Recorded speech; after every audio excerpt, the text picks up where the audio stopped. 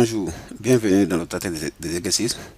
Ce premier exercice est particulièrement axé sur le réflexe. Dans cet exercice, on nous répond tout simplement de répondre par vrai ou faux les affirmations se trouvant en bas ici, c'est-à-dire les affirmations qui sont numérotées en des lettres majuscules. Je vais diviser notre tableau. Ensuite, je mets par là solution.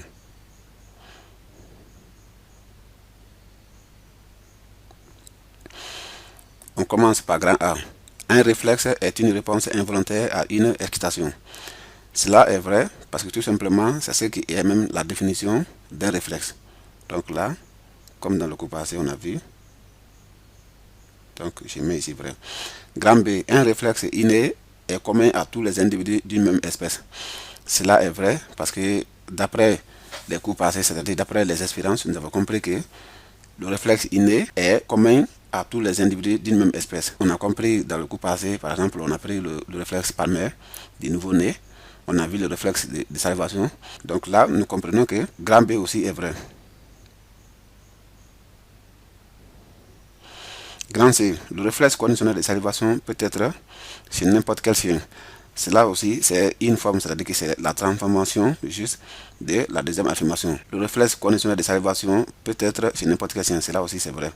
Parce que les chiens, tous les chiens sont de la même espèce. Alors, je vais mettre ici, grand C, vrai.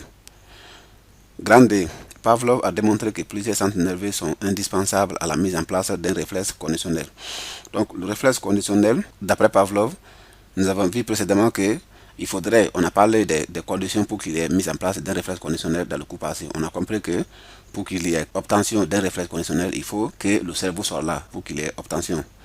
Pourquoi? Parce que la moelle épinière, à elle seule, ne peut pas permettre d'obtenir un réflexe conditionnel.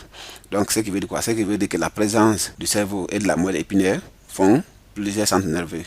Alors, donc, ça veut dire que grand D aussi est vrai. Grand E, on peut obtenir un réflexe conditionnel en présentant le stimuli neutre après le stimuli absolu, mais dans ce cas, l'apprentissage est beaucoup plus long. Cela aussi est vrai. Là, je mets ici, vrai. E est vrai. Pourquoi? Parce que dans l'expérience de Pavlov, c'est-à-dire que le réflexe conditionnel de type pavlovien, nous avons compris que pour obtenir un réflexe conditionnel, il faut d'abord présenter le stimuli absolu, puis après présenter le stimuli neutre.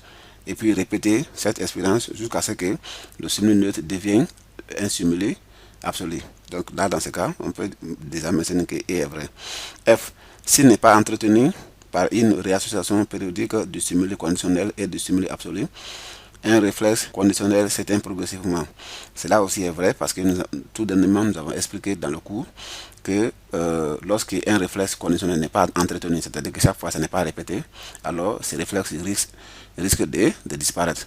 C'est ça même qu'on avait nommé comme étant le phénomène d'extinction. Donc on met aussi F, vrai. G, le réflexe conditionnel nécessite l'intégrité de l'écorce cérébrale.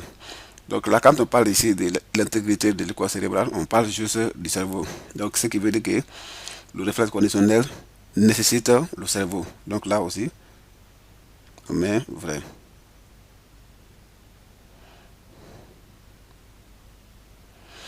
H. Et enfin, le réflexe inné a pour siège la moelle épinière et le bulbe.